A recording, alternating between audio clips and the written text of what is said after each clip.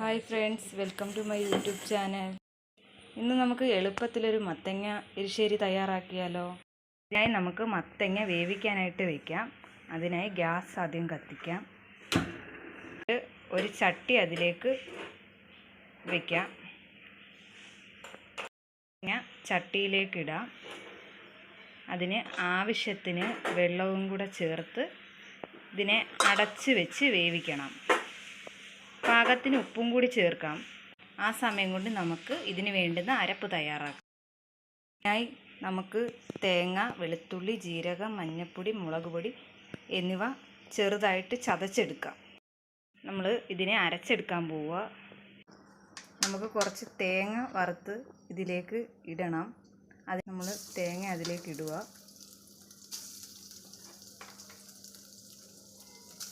ഇനി ഇതിനെ നന്നായിട്ട് ഇളക്കണം. എന്നിട്ട് ഇതൊരു ബ്രൗൺ കളർ ആവുന്നിടം വരെ ഇളക്കിക്കൊണ്ടിരിക്കണം. ഇനി നമുക്ക് വേവിച്ച് വെച്ചിരിക്കുന്ന മത്തങ്ങയിലേക്ക് അരപ്പ് ചേർക്കാം. ഇളക്കി കൊടുക്കണം. മത്തങ്ങ എരിശ്ശേരിയിലേക്ക് നമുക്ക് കടുക് വറുത്തൊഴിക്കാം.